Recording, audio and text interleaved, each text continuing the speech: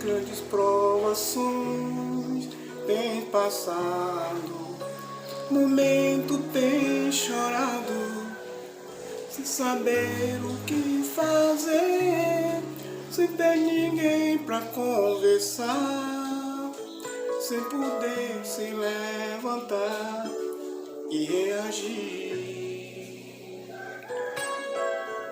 Quando alguém te feres com palavra que machuca o coração, as lágrimas dos olhos correm no teu rosto, que grande é o sofrimento.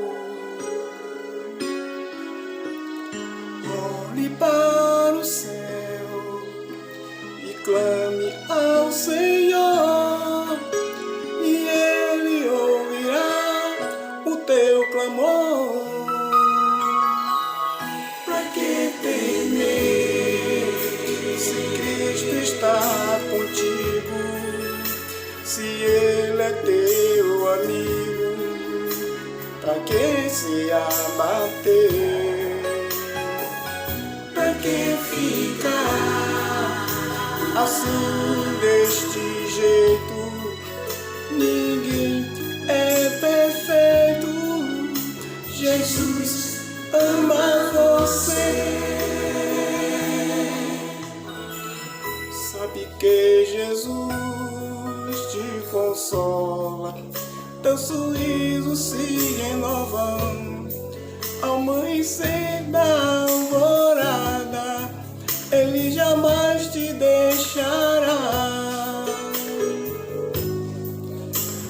Olhe para o céu e clame ao Senhor, e Ele ouvirá o teu clamor.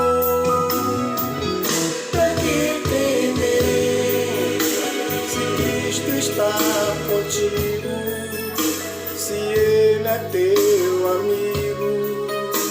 Pra que se abater?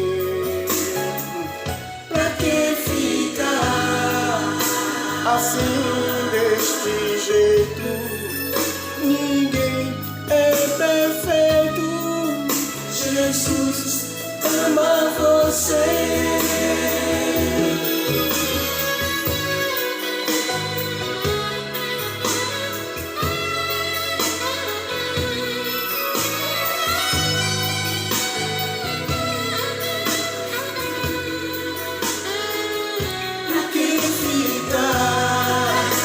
Assim desse jeito, ninguém é perfeito. Jesus ama você. Pra que temer, se Cristo está contigo, se Ele é teu amigo? Pra que se abater? Pra que ficar assim desse jeito? Ninguém é perfeito. Jesus ama você. Pai do Senhor, irmãos, Marquinhos aqui. Fico contente demais em poder estar trazendo para vocês uma breve reflexão essa noite. Obrigado, pastor Sérgio, pelo convite, e que Deus possa estar abençoando a vida de vocês, a minha também. Que possamos estar orando uns pelos outros nesse tempo difícil, né, de pandemia, esse tempo que a gente acaba sendo privado, né, de estar em comunhão com os irmãos, né, na igreja mesmo, no templo, mas que possamos ainda assim aproveitar o nosso tempo, né, para poder pensar mais nas coisas do Senhor e seguir orando, né, para que em breve possamos juntos estar louvando ao Senhor em comunidade, em comunhão, presencialmente, né, mesmo que com as nossas ressalvas e tudo mais, mas que possamos em breve estar fazendo isso como igreja presencialmente novamente. Até lá, eu convido vocês a abrir as suas Bíblias em Ruth, a partir do verso 1 do capítulo 1 mesmo. Vamos estar lendo até o verso 17, eu vou ler um pouquinho, mas eu garanto a vocês que não vai ficar chato não, tá bem? Vamos lá. Nos dias em que os juízes governavam Israel, houve grande fome na terra. Por isso, um homem deixou seu lar em Belém de Judá e foi morar na terra de Moabe, levando consigo esposa e 2 filhos. O homem se chamava Elimeleque e a esposa Noemi. Os filhos se chamavam Malom e Quilion. Eram efrateus de Belém e de Judá. Quando chegaram a Moabe, estabeleceram-se ali. Elimeleque morreu e Noemi ficou com os 2 filhos. Eles se casaram com mulheres moabitas que se chamavam Ruth e Orfa. Cerca de 10 anos depois, Malom e Quilion também morreram. Noemi ficou sozinha, sem os 2 filhos e sem o marido. Vamos orar rapidamente? Pai, obrigado, Senhor, porque o Senhor nos permite o prazer de ler a Tua Palavra, de refletir acerca dela, e que possamos estar pensando sobre e aplicando essas verdades no nosso coração. Essa oração que eu te faço, abençoa cada irmão que está vendo essa mensagem, abençoa a Tua igreja espalhada nessa face da terra, e que o Senhor possa ter misericórdia de nós e continuar a fazer essa boa obra em nossos corações, no nosso viver. Amém e amém. Irmãos, que interessante. Vejam, o tempo de Juízes era um tempo... sabe aquele lugar que você chega lá e tem assim, sorria, você está sendo filmado? Aquele pessoal que só cumpre alguma coisa certa quando está sendo filmado ou vigiado? Era tipo tempo de Juízes. Então o povo se distanciava da vontade do Senhor, Deus mandava um juiz, eles começavam a entrar nos eixos. Quando o juiz morria, eles voltavam a descumprir aquilo que o Senhor tinha ordenado. E nesse tempo tão complexo, na história do povo de Deus, no meio, logo depois, do livro de Juízes, nossa Bíblia, tem a história de Ruth, que naquele contexto é uma história de amor incrível. Eu não vou contar ela inteira aqui para vocês, os irmãos já devem saber e conhecer. Quero só me atentar essa primeira parte da história. Mas Ruth vai mostrar algumas decisões erradas que a gente acaba tomando em tempos de crise. Começa com a família de Elimeleque. Elimeleque é casado com Noemi. Ele morava em Belém, de Judá, a terra do pão, e tinha falta do pão na terra do pão. Estava com alguma crise lá nessa terra de Belém, de Judá. E Elimeleque decide pegar sua esposa e seus 2 filhos, Quilion e Malom, e levá-los dali para a terra de Moabe. Assim, aparentemente era uma boa decisão. Quem de vocês, que é líder de família, que não quer conduzir sua família para um lugar que dê mais condições de alimento, condições melhores de vida, digamos assim? Até então parece ser uma atitude honrosa de Moabe, de Elimeleque, desculpe. Só que tem um problema, porque nesse contexto, no Antigo Testamento, sair de Belém de Judá para a terra de Moabe era sair da terra do pacto, era sair dessa aliança que ele tinha feito com o Senhor. Porque, diferentemente de hoje, que nós temos livre acesso ao Pai, nessa época não. Belém de Judá era terra do povo de Deus, só que Moabe não. Não sei se vocês vão lembrar de Moabe, mas Moabe é o filho, ele nasceu de um incesto das filhas com Ló. Vocês vão lembrar isso lá em Gênesis, mas foi assim que isso aconteceu. Então Moabe era uma terra de pagãos, uma terra de um povo que não era o povo de Deus. E ainda assim Elimeleque decide sair dessa terra do povo de Deus para ir para uma terra de um povo que não servia ao mesmo Senhor. E quando isso acontece, nos traz uma reflexão importante. Vejam, não importa quão ruins as coisas estejam, nunca é uma boa escolha sair da presença do Senhor. Não importa o quanto pareça ser melhor em outro lugar, nunca é uma boa escolha sair da presença do Senhor. Isso cabe a nós, porque por vezes a gente tem uma série de coisas na nossa cabeça, a gente acha que a gente vai mudar de cidade, por exemplo, a gente pensa, não, lá o trânsito é melhor, lá tem escola para os filhos, lá tem um emprego melhor e tudo, mas a gente não pergunta, será que lá tem uma igreja saudável, que eu possa congregar, eu possa desfrutar e servir ao Senhor de forma com excelência? A gente não pensa nessas coisas, A gente por vezes pensa em mil e uma coisas, mas servir ao Senhor não está nas prioridades de nossa vida. E outra coisa é que a gente às vezes faz esse tipo de jogo, né, mental. Ah, não, é só por um tempo, eu vou sair aqui da igreja por um tempo, tal, por uns fins de semana, mas é só por um tempo. Eu vou deixar de fazer tal coisa aqui para o Senhor, né, de ler mais a Bíblia, porque eu preciso estudar ou algo do tipo. Quando você toma a atitude do Elimelec, ah não, talvez seja só por um tempo, a gente vai lá, quando as coisas melhorarem aqui, a gente volta. E ele passa anos e mais anos, a ponto de ter os filhos casando com mulheres moabitas, que eram mulheres também que não serviam ao mesmo Senhor que eles, a ponto de ver sua família ser desestruturada nesse sentido.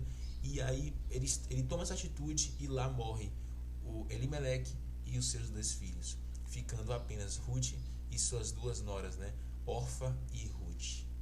E aí continua o texto, olha que interessante. Noemi soube em Moabe que o Senhor havia abençoado o seu povo, lá em Belém de Judá, dando-lhe boas colheitas. Então Noemi e suas noras se prepararam para deixar Moabe. Ela partiu com suas noras do lugar onde havia morado e seguiram para a terra de Judá. A certa altura, porém, Noemi disse às noras: voltem para a casa de suas mães, que o Senhor as recompense pelo amor que demonstraram com seus maridos e por mim. Que o Senhor os abençoe com segurança de um novo casamento, com a segurança de um novo casamento. Então deu-lhes um beijo de despedida e as 3 começaram a chorar em voz alta. Não, disseram elas, queremos ir com você para o seu povo. Noemi, porém, respondeu: voltem, minhas filhas, por que vocês iriam comigo? Acaso eu ainda poderia dar à luz a outros filhos? Acaso eu ainda poderia dar a outros filhos que cresceriam e se tornariam seus maridos? Não, minhas filhas, voltem, pois sou velha demais para me casar outra vez.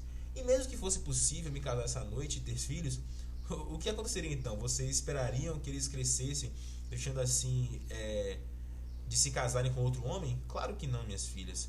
Essa situação é muito mais amarga para mim do que para vocês, pois o próprio Senhor está contra mim. Veja que coisa interessante. Noemi ela ouve naqueles burburinhos da cidade e tal, que o Senhor tinha se compadecido e tinha tido misericórdia do seu povo. Nossa, que estranho, né? Será que isso não é muito comum pra gente? Deus sempre tem misericórdia com o seu povo. Deus não nos deixa faltar nada. Mas Noemi ouve isso e decide retornar, né, para a terra do povo de Deus. E quando ele faz isso, as noras, né, Orfa e Ruth, decidem se agarrar a ela e ir com ela. Só que no momento, Noemi pensa e fala: não, isso não tem sentido. Eu estou indo para lá, estou voltando para a terra de onde eu saí, não tenho certeza de nada, eu não tenho quem me ajude, eu não tenho uma mulher naquele contexto, não poderia nem trabalhar, né, e tudo mais. Não, ela estava totalmente insegura, sem a presença de um homem na vida dela para poder cuidar, né, e dar parte realmente da provisão do lar. Ela iria voltar para aquele lugar e para aquelas as suas noras seria um tiro no escuro, que seria quase que um buraco para elas entrarem, porque na realidade Noemi tem um pensamento coerente. Ela diz o seguinte: olha, não tem por que vocês irem comigo, eu estou voltando para lá e com amargura, eu não tenho nada para dar para vocês não têm nada a ganhar ficando comigo. Aqui pelo menos vocês podem continuar aqui e arranjar outro marido, vocês podem pelo menos arranjar alguém que queira vocês, que queira prover vocês, pode amá-las, pode cuidar de vocês, e lá não tem nada para vocês. Vocês serão estrangeiras na terra de um povo que serve ao Senhor. E aí elas em primeiro momento elas falam: não, ainda assim a gente vai com você e tudo, mas elas choram, se compadecem com ela. E Noemi pergunta: vocês vão para quê? Porque eu não tenho mais filhos para que vocês possam casar. E mesmo que eu pudesse casar de novo, já estou velha, e se eu pudesse ainda hoje casar, vocês iriam esperar que esses meus filhos crescessem para que vocês pudessem casar com eles? Não. É muito mais plausível, é muito mais coerente que vocês permaneçam aqui e encontrem outro marido. Dessa forma, isso acontece, né? E Orfa percebe, entende isso e fala: não. Ela chora com tristeza, ela se despede de Noemi, mas permanece em Moabe. Mas Ruth não. A Bíblia vai dizer que Ruth se apegou firmemente a Noemi, e Ruth diz que vai permanecer com Noemi. Vejam, acompanhe comigo do 15 ao 17, olha que interessante, do 15 ao 17. Olhe, sua cunhada voltou para o povo e para os deuses dela, disse Noemi a Ruth: você deveria fazer o mesmo. Ruth respondeu, olha que incrível: não insista comigo para deixá-la voltar. Aonde você for, irei. Onde você viver, lá viverei. Seu povo será o meu povo, e seu Deus será o meu Deus. Onde você morrer, ali morrerei e serei sepultada. Que o Senhor me castigue severamente se eu permitir que qualquer coisa, a não ser a morte, nos separe. Vejam que coisa incrível. Porque, diferentemente de Orfa, Ruth já tinha tido algo mais que tinha feito com que ela fizesse aquela aliança com Noemi. Veja que ela não disse o seguinte: olha, Noemi, eu vou contigo e tal, se as coisas derem errado, eu volto. Olha, Noemi, eu vou lá e tal, quando você morrer, eu volto pra cá. Não. Olha o que ela vai dizer. É muito mais profundo do que isso. Ela vai dizer: não insista comigo para que eu volte. Porque onde você for, eu irei. Onde você viver, eu viverei. O seu povo agora é o meu povo. O seu Deus é o meu Deus. Veja que alguma coisa já tinha acontecido na vida de Ruth, a ponto de que agora o povo de Noemi, que era aquele povo do Senhor, era o povo dela. O Senhor tinha alcançado uma estrangeira. O Senhor tinha, na sua misericórdia e graça, nesse retorno, nesse arrependimento que Noemi tinha, o Senhor tinha usado aquela situação tão complicada para converter o coração de uma moabita, uma mulher que cresceu numa terra que não era do povo de Deus e que não tinha o Senhor, Yahvé, como seu Deus. Mas agora Ruth servia ao Deus do povo de Noemi, daquele povo de Belém de Judá. E para nós, irmãos, isso nos ensina muito, porque nós percebemos como o Senhor, apesar de nossas escolhas ruins, nossas escolhas terríveis, mesmo em tempos de crise, em tempos de bonança e o que mais, nossas escolhas por vezes que são inclinadas à nossa vontade, nossas escolhas que deixam Deus de lado e parece que só focam naquilo que é bom, aparentemente bom para nós, o Senhor não esquece de nós. O Senhor, por vezes, Ele utiliza aquela situação complicada de crise, de tensão, de escolhas que nós mesmos fizemos de errado para fazer algo para a sua glória, sua grandeza. Vejam, Ruth tinha se prostrado em adoração ao Deus verdadeiro, porque ela tinha se afeiçoado a Noemi, mas porque naquele momento Deus usou aquela situação para alcançar a vida de uma estrangeira, fazendo com que ela saísse daquele povo de Moabe e fosse agora para o povo de Belém de Judá servir ao Deus verdadeiro. Eu não vou terminar a história, né? Mas um pouco depois, no capítulo 2, vai mostrar como Ruth vai trabalhar. Ruth vai para o campo para poder colher espigas, né? Como uma das ordens do Senhor, né? De que espigas, né, que caíssem ao chão não deveriam ser recolhidas, né? Para que estrangeiros e aqueles que não tivessem condição, né, de ter o que comer, coisas assim, eles pudessem pegar aquilo e ter sustento, né? Ter o que comer, né, em casa. E é isso que Ruth vai fazer. E aí, ao mesmo tempo que Ruth vai fazer alguma coisa, que Ruth vai fazer aquilo que lhe cabe, Deus, em sua soberania, vai arquitetando a sua vontade, aquela obra redentora que Ele fará através de Boaz. Mas qual a lição principal desse texto para a gente? 3 delas. A primeira eu já disse: não importa o quão complicado seja a situação, nunca é uma boa escolha se afastar do Senhor. Não façam isso, que não façamos isso. Número 2, nem sempre o que é plausível é aquilo que deve ser feito. Nem sempre aquilo que é aparentemente bom aos nossos olhos é o melhor caminho. Veja, eu falei com vocês que foi aparentemente honroso por parte de Elimeleque, querer algo mais para sua família, querer alimento para sua família, querer mais alimento, né, uma condição de vida melhor.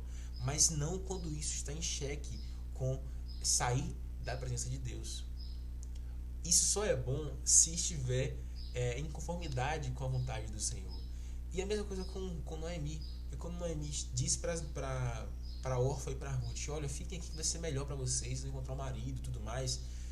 Isso não era algo ruim de se pensar, mas era porque entre voltar para a presença do Senhor ou ir à presença do Senhor, voltar para o povo de Deus e persistir na situação que você está, é muito melhor voltar para o povo de Deus, coisa que Ruth vai provar depois.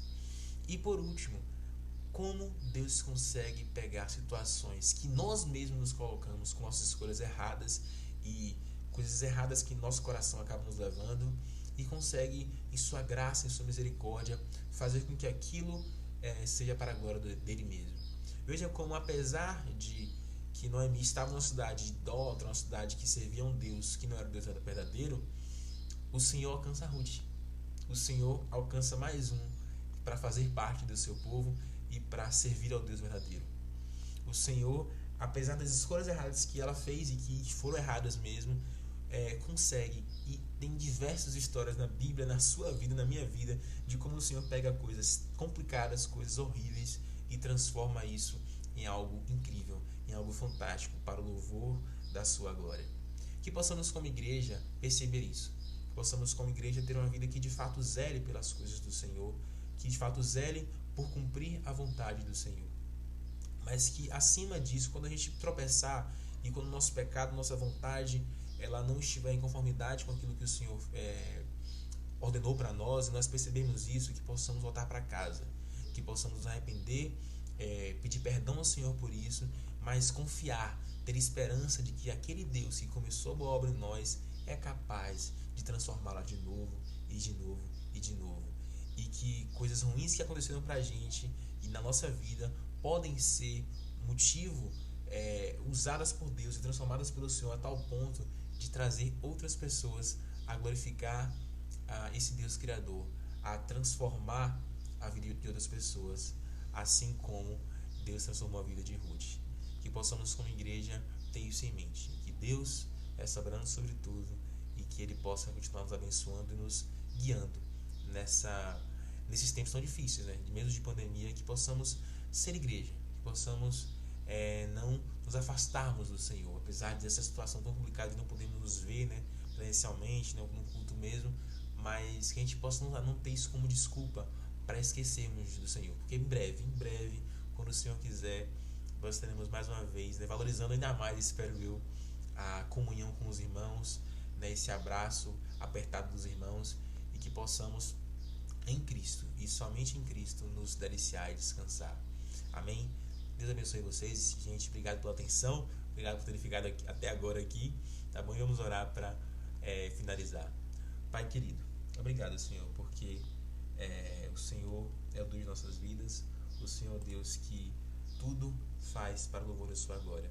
Que possamos como igreja ter isso em mente, viver uma vida que de fato dignifique o teu nome, que de fato possamos carregar o teu evangelho e a tua graça onde quer que estejamos, que quando a gente possa desviar do caminho ou ir para outra direção que não é aquilo que o Senhor quer, que o Senhor possa nos alertar, que o Senhor possa nos fazer nos arrepender e voltar para o caminho certo, que a gente possa não esquecer, nunca é uma boa escolha sair de sua presença, que possamos não esquecer também que por vezes aquilo que é bom aos nossos olhos não é aquilo que o Senhor quer, não é uma boa escolha porque vai nos afastar de Ti, mas que se em algum momento nosso pecado nos levar para esse local, que possamos ter em mente mais uma vez que o Senhor é o Deus que transforma coisas complexas, complicadas e difíceis em bênçãos, não só para a nossa vida, mas para a vida daqueles que estão ao nosso redor.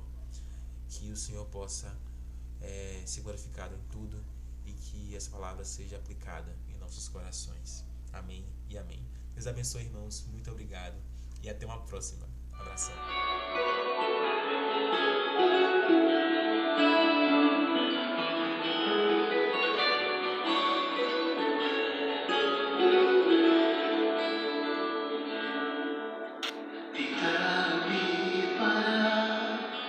E frustrar os meus sonhos, mas existe uma palavra de vitória que me empurra para vencer e que me leva além do que eu possa imaginar. O que Deus determinou, assim será. Sou um vencedor e ninguém vai me segurar. Nasci para vencer e conquistar o impossível. Nada pode me deter, pois existe uma promessa de vitória sobre mim. Por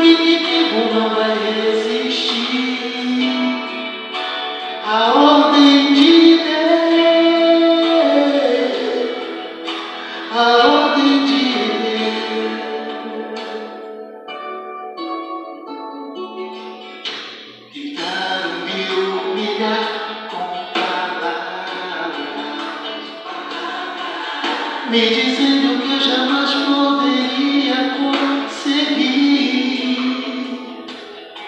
Por um momento eu pensei que eles estavam certos, mas de repente eu me lembrei da promessa que Deus fez pra mim. Yeah, nasci e conquistar o impossível. Nada pode me deter, pois existe uma promessa de vitória sobre mim. O inimigo não vai resistir. A ordem de Deus, a ordem de Deus. Nasci para vencer e conquistar o impossível. Nada pode me deter, pois existe uma promessa de vitória sobre mim. O inimigo não vai resistir. A ordem de Deus, a ordem de Deus.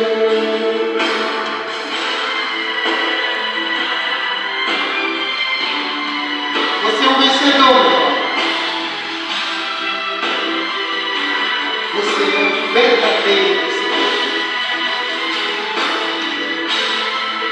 Não deixe nada, absolutamente atrapalhar a tua comunhão com o Senhor. Se mantenha firme. Nasci para vencer e conquistar o impossível. Nada pode me deter, pois existe uma promessa de vitória sobre mim. O inimigo não vai resistir. A ordem de Deus, a ordem de Deus. Olha, nasci para vencer. Eu nasci para vencer. Nasci para vencer. Eu nasci para vencer. Glória a Deus.